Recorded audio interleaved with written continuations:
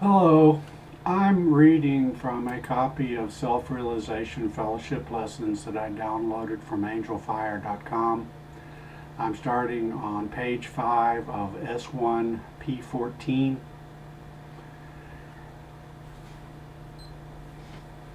A saint who chose a king as his spiritual guide. Long ago there lived a great sage named Vyasa. He was the writer of the greatest Hindu scripture, the Bhagavad Gita. By his great spiritual power, he invoked a saintly soul to enter the womb of his wife. As the baby grew within the womb, he taught the unborn child the secrets of the scriptures through the subconscious mind of the mother. This baby, when born, was named Shukadeva.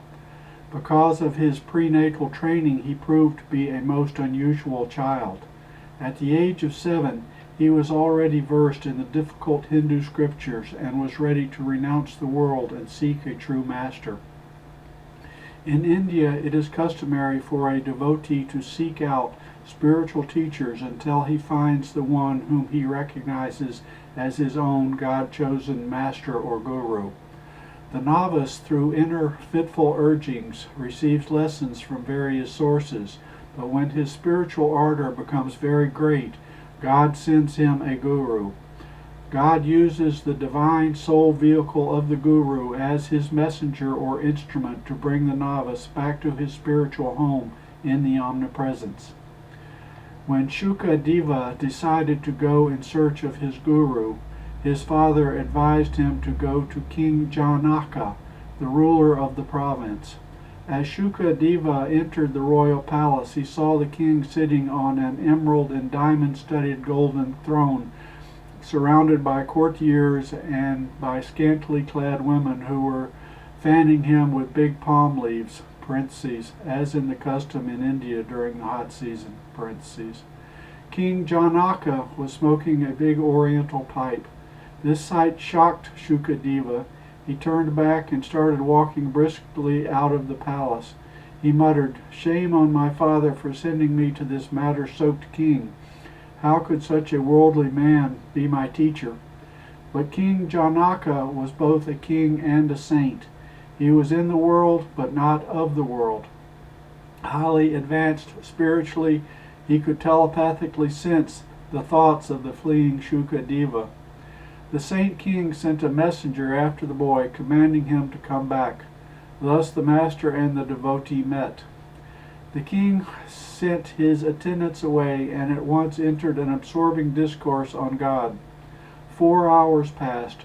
Shukadeva was getting restless and hungry, but he dared not disturb the God-intoxicated King Janaka. Another hour had passed when 2 messengers arrived, exclaiming, "Your Majesty, the whole city is on fire. The flames threaten to spread towards the palace. Won't you come and supervise the efforts to extinguish the flames?" The king replied, "I am too busy discussing the all-protecting God with my friend Shukadeva. I have no time for anything else. Go and help others to put out the fire." When another hour had passed, the same 2 messengers came running to King Janaka and cried, "Your Majesty, please flee. The flames have caught the palace and are fast approaching your chamber." The king answered, "Never mind, don't disturb me, for I'm drinking the wine of God with my friend. Go, do the best you can." Shukadeva was puzzled by the king's attitude, but he tried to remain likewise unaffected by the excitement. A short time later, the 2 scorched messengers leapt in front of King Janaka, shouting, "Mighty king, behold the flames approaching your throne. Run, before both of you are burned to death." The king replied, "You both run and save yourselves. I feel too peaceful in the arms of the all-protecting God to fear the audacity of destructive flame." The messengers fled. The flames leaped towards the pile of books that Shukadeva had by his side, but the king sat motionless, indifferent. The alarmed Shukadeva lost his poise. He half rose from his seat and began slapping at the flames in order to save his precious books. King Janaka then smilingly waved his hand and the fire miraculously disappeared. Shukadeva, in great awe, sank back into his seat. The king said calmly, "O young Shukadeva, you thought of me as a matter-drenched king, but look at yourself. You forsook the all-protecting thought of God to protect a pile of books, while I paid no attention to my burning kingdom and palace.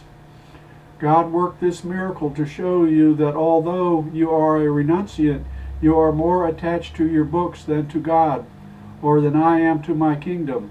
Even though I lived in the world instead of a hermitage." Humbled, the young Shukadeva then recognized the Saint King to be his guru preceptor. King Janaka put Shukadeva through a process of discipline to teach him the art of living in the world without acquiring misery-making attachment to it. One day the king gave the new disciple 2 cup-shaped lamps filled to the brim with oil.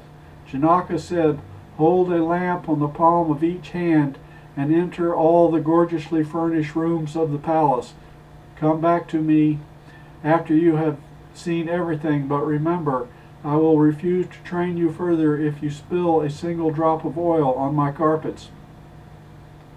King Janaka instructed 2 messengers to accompany Shukadeva and to refill the 2 lamps with oil as quickly as they burned down. It was a hard test, but after 2 hours Shukadeva returned triumphantly without having dropped any oil from the lamps in his hands. The king said, "Young Shukadeva, tell me in detail what you saw in each chamber of my palace." To this Shukadeva replied, "Royal preceptor, my only accomplishment was that I did not spill any oil on your carpets. My mind was so concentrated on the thought of not dripping oil that I did not notice anything in the rooms." King Janaka then declared, "I am disappointed. You have not completely passed my test. My injunctions were that you should see everything in all the chambers of my palace, and that you should not drip any oil from the lamps. Go back with the lamps, and remember not spilling of the oil while you are looking carefully at everything about the palace." After 10 hours, Shukadeva calmly returned. He had not allowed any oil to drip, nor was he sweating with excitement as before. He could answer all the king's questions about the contents, however minute, of all the palace chambers. King Janaka was pleased. "My son," he said gently, "attachment to possessions and not possession itself is the source of misery. In this world we do not own anything. We are only given the use of things. Some have more to use than others, but remember, the millionaire and the poor man alike have to leave everything, all possessions, when death comes. One should not live a one-sided life, thinking only of God and neglecting one's duties in the world. Like you're concentrating on the oil lamps and not seeing my palace. But on the second trip you kept your attention principally on the lamps without spilling oil, and at the same time thoroughly and minutely saw everything in the palace. So should you keep your attention on God, not letting a drop of your desire slip away from the lamp of God revealing wisdom, and yet devote part of your attention to thoroughly performing the God-given duties of maintaining yourself and others given into your charge." This instructive story shows the basis of the world's troubles. Indifference to the spiritual matters leads to selfishness and unequal prosperity amidst plenty, and finally to widespread economic depressions. Hence, those who want the unlimited divine power to work for them in business and family affairs ought to be as earnest about meditation as they are about earning money. He who makes it his business to have communion with God first will find imperishable inner happiness as well as outer material comforts. We must not be too busy to try to realize the presence of God. If God stops our hearts from beating, we will not have any chance for business success. Since all our success depends upon powers borrowed from God, we should give enough time to God communion. SRF does not wish to make theological phonographs of its students by constantly repeating beautiful phrases. We want to teach you to attain, by the quickest method, cosmic power that you can use in every department of life. 1 hour's meditation will give you far more power and peace than would 1 month's reading of holy books for 6 hours a day. Try meditation! Exclamation point. Affirmation. All my powers are but powers borrowed from thee. No one is greater than thou, O my Father. I cease to live and express without thy wisdom and strength. Thou art so big, I am so little. Teach me not to be proud.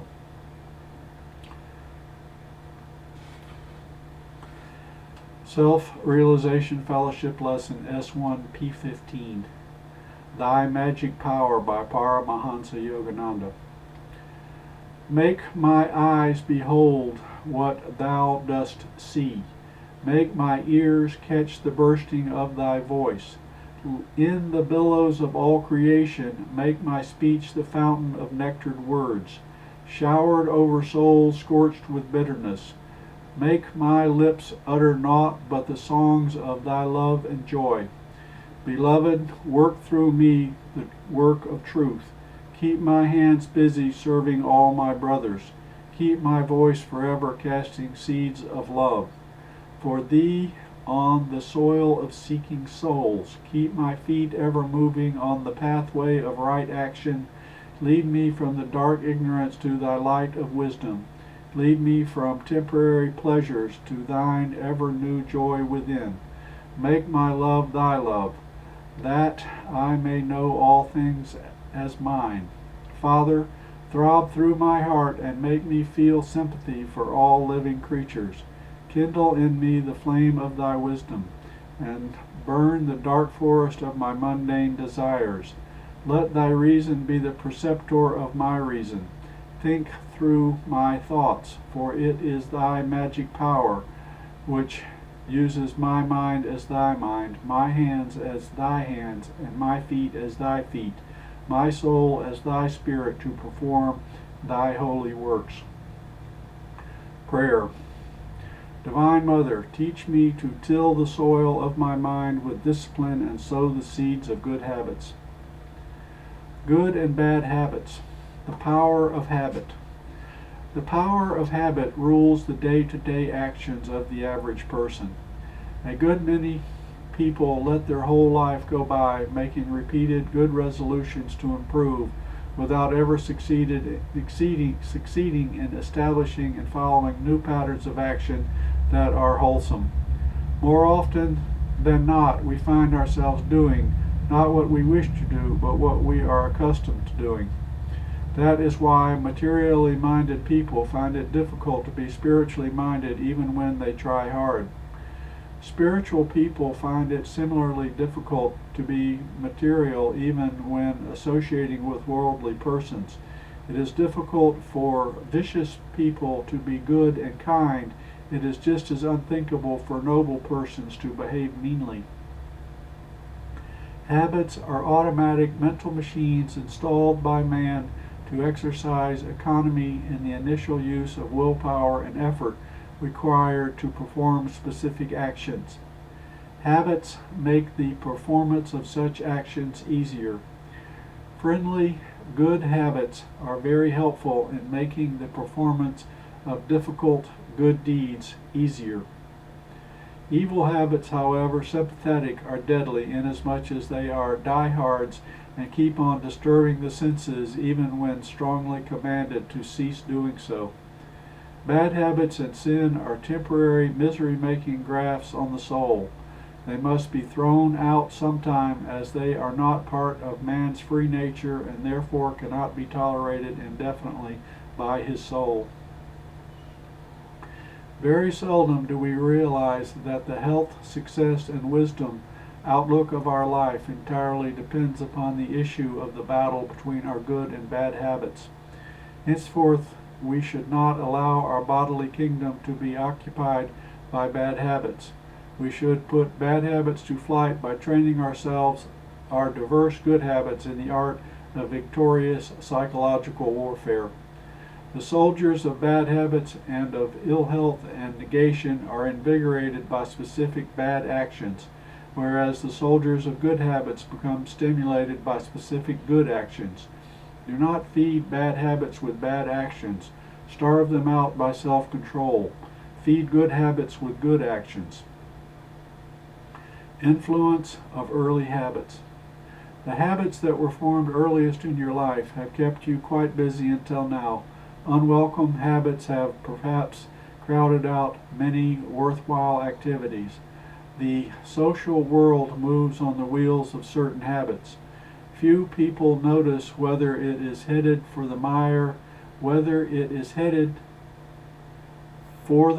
of petty engagements that choke the progressive activities of life, or if it perchance is rolling recklessly towards the chasm of spiritual ignorance. People should be taught from childhood to develop discrimination by meditative contact with the superior pleasures of peace, harmony, and joy, and should form spiritual habits early. Since we are ruled by habits, which form our tendencies, moods, and desires, if bad habits are in the lead, our moods and actions become evil. So the precedence of good habits is desirable, as they can guide our actions and moods to a happy goal. Wrong habits may promise a little temporary happiness, but ultimately they bring misery and destroy happiness.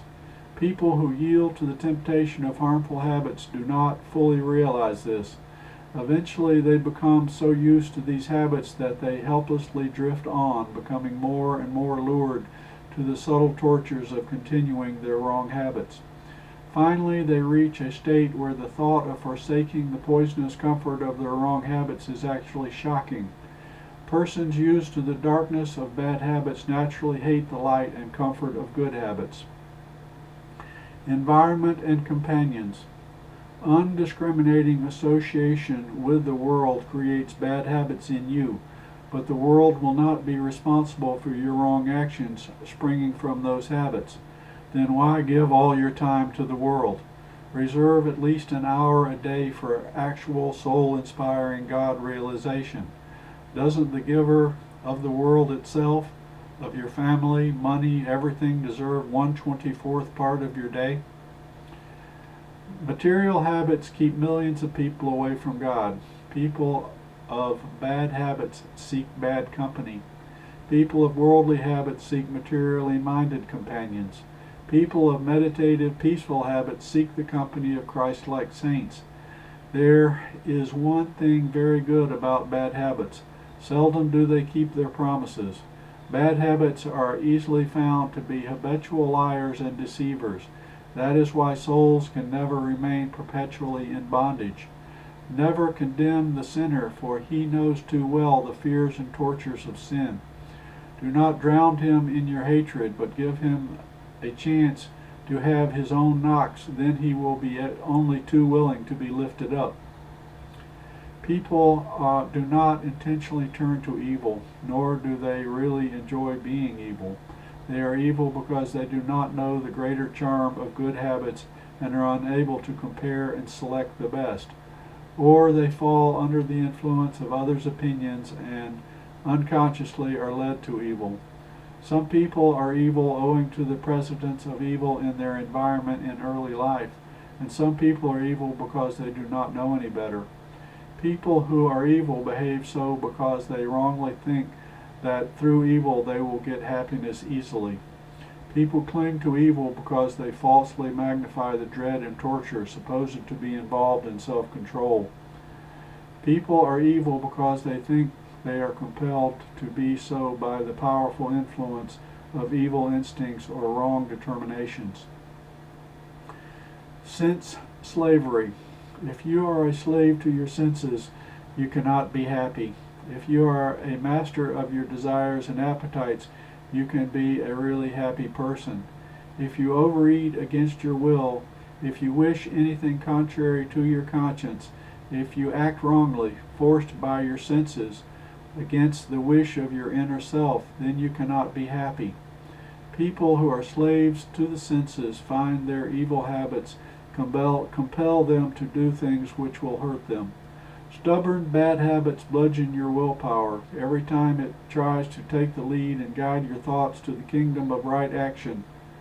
The remedy lies in rescuing your willpower from the imprisoning power of the senses. Almost every soul is a prisoner of the senses. The soul's attention is lured away from its inner kingdom in the medulla oblongata, spiritual eye, and the spinal plexus to the outer regions of the body where greed, temptation, and the attachment have their strongholds. The devotee who wants to lead King Soul away from the misery-making slums of the senses finds that he cannot do so without a severe clash between the lurking robbers of sense attachment and the soul's divine soldiers of wisdom and self-control. Evil habits cannot hold one forever. You must cure yourself of evil habits by cauterizing them with the opposite good habits. For instance, if you have a bad habit of telling lies, and by so doing so have lost many friends, start the opposite good habit of telling the truth. It takes time to form either a good habit or a bad one. It is difficult for a bad person to be good or for a good person to be bad. Yet remember that once you have become good, it will be natural and easy for you to be good. Likewise, if you cultivate an evil habit, you will be compelled eventually to be evil, in spite of your desire, and you will have to pray, "Father, my spirit is willing, but my flesh is weak." That is why it is worthwhile to cultivate the habit of being good and happy. People seeking happiness must avoid the influence of bad habits which lead to evil actions. Evil actions produce a misery sooner or later. Misery corrodes body, mind, and soul like a burning acid and cannot be endured long. I do not believe that any human being really means to be evil. The criminal does wrong because there is no realization deep in his consciousness of the true joy of right living. He is unable to see how he hurts himself through his errors. He would not want to commit error if he could really understand the misery his errors will bring. The sin of all sins is ignorance. That is why Jesus said, "Father, forgive them, for they know not what they do." If the criminal could compare his evil way with the right way of living by actual experience, would he still continue to follow evil? No. We are all seeking happiness. Evil cannot keep man under the influence of error forever, because he is made in the image of God. In the beginning, the spiritual aspirant finds his soldiers of discrimination guided by the desire to be good. Later, as he meditates longer and prays ardently for inner help, he finds that a veteran occult general, the calm conviction of inboard intuition, or awakening inner light emerges from the superconscious to guide the forces of discrimination. The emergence of this awakening inner light is the result of good habits of the past. Cultivate spiritual habits. The power of habit can be especially advantageous on the spiritual path. If one is accustomed to meditating and contacting God, one will greatly desire to meditate longer, more often in order to contact God more frequently. Those who meditate little and vaguely feel they may someday contact God find that their desire to do so vanishes when they are invaded by the powerful habit of restlessness. Likewise, those who are accustomed to being calm attract more calmness and serenity, while those who are seldom calm find their precarious calmness being easily disturbed when restlessness invades. Deep-seated, unspiritual habits can entirely destroy the power of weak spiritual habits. Habits of thought are mental magnets that attract specific things relative to their kind and quality.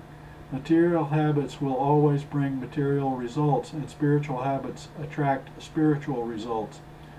Don't let unhealthy ideas float down the stream of your habit-forming thoughts. Watch the quality of the books you read. Watch the kind and quality of the people with whom you associate. Watch the influence upon yourself of family, business associates, and close friends who constantly associate with you. Many people are unsuccessful because their families have infected them and their subconscious minds with habit-forming, progress-paralyzing, discouraging thoughts. When one meditates often and cultivates the taste for peace and contentment, and gradually forsakes indulgence in sense pleasures, he has a better chance for spiritual emancipation. The best way of all is to cultivate the habit of contacting superior soul pleasures through meditation immediately upon awakening. Then, while filled with the superior joy of the soul, you may enjoy such innocent, harmless pleasures of the senses as eating, meeting friends, and so on, without any sense attachment. In this way, the soul will spiritualize and change the quality of all material enjoyments. The beginner on the spiritual path may take courage from this thought. No matter how many times one suffers from powerful attacks of sense attractions and restlessness, producing material desires, he finds the meditation-born occult soldiers of his life and of past lives coming to his aid. A person who is always restless and never meditates thinks that he is all right because he has become accustomed to being a slave of restlessness. However, as soon as he tries to meditate and be calm, he finds resistance from the bad habit of mental fickleness. But after he has formed the habit of meditation, he learns that when the habit of restlessness tries to usurp the throne of his consciousness, it finds the new meditation guard and the awakened occult soldiers of past lives offering resistance. Thoughts to remember. You are the sole creator of good and bad habits. Therefore, till the soil of your mind with discipline and sow the seeds of good habits. To replenish your mind thoroughly with good habits, you must be patient in cultivating them while you continuously keep weeding out the bad habits. Distinguish between the soul's lasting happiness and the temporary pleasures of the senses. Strengthen your willpower. Do not be enslaved by bad habits, but be guided by good habits formed through cultivating good company and practicing meditation. Above all, be guided by wisdom. Stay away from evil by exercising good judgment and discrimination. Do not allow yourself to be compelled by habits. Exercise your power of free choice to adopt the good in everything. The man who thought he was proof against temptation. Mr. J was a confirmed drunkard, a nuisance to his family and to his neighbors. One day he met a saint. The experience was so uplifting that he took a vow to abstain from drinking. He asked his servants to hide his costly wines in locked boxes and to keep the key, instructing them to serve the wine only to his friends. Everything went along all right with Mr. J for some time because of his joy in the power of his new resolution against drink. For a while he did not feel all the gripping lure of the liquor habit. As time went on, he began to feel wholly proof against temptation to drink. He asked his servants to leave the key to the wine room with him so that he could serve the red liquid to his friends himself.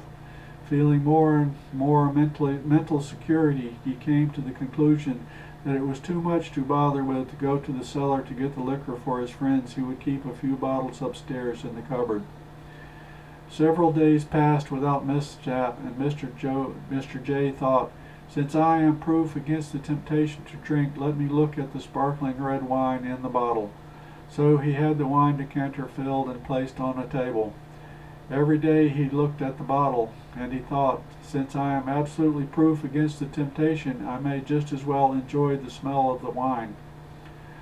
A few days passed, then he thought, "Since I am no longer bound by the sense of taste and therefore no longer care for wine, I will prove to myself by taking a mouthful, tasting it, and then spitting it out." He did this. Then he thought, Since I am now so strong, I can surely proof against the liquor. There is no harm if I drink once and swallow a little. He tried this. Then he thought, since I have conquered the wine habit, let me take only one swallow at a time, as many times as my unenslaved will desires. In no time at all he was drunk, and he helplessly kept on drinking every day just as he had done before. The preceding story shows how the liquor drinking habit of Mr. J was put down temporarily by the strong resolution to conquer. But success was not lasting because Mr. J failed to realize that his resolution against drinking liquor had not had enough time to ripen into a good habit. It takes from 5 to 8 years to substitute a good habit for a strong bad habit. Until the strong good habit is formed, which should stay away from his former evil habit-forming environment or actions. Our story shows the results when one disregards this law. Mr. J brought his wine bottle near him and gradually reawakened the memory of the drinking habit, and with it the former uncontrollable desire for liquor. Therefore, to prevent the nourishment of bad habits, one should get away from the surroundings that encourage him in wrong actions, and above all, one should never deliberately bring evil thoughts into the mind. Resist evil thoughts, which lead one to seek evil surroundings. Mr. J not only made a mistake in bringing liquor so near him, he also failed to recognize the psychological weapons that his bad habit used to defeat his good resolution. The liquor habit remained unseen, hidden in his subconscious mind, secretly sending out armed spies of desire and pleasing thoughts of taste to prepare the way for reinvasion. Thus the liquor habit came back and usurped the free will of Mr. J, enslaving body and soul. Anyone who has had a tendency to live on the misery-producing material plane should learn to stay away from the tempting environments outside and to cast out thoughts of temptation from within. He should surround himself with the right kind of environment and keep his mind filled with the kind of thoughts that will produce the good effect he truly desires. Affirmation. I form new habits of thinking by seeing the good everywhere and beholding all things as the perfect idea of God made manifest. Okay, that is the end of S1 P15. I'll start again on S1 P16. Thanks for listening. Bye.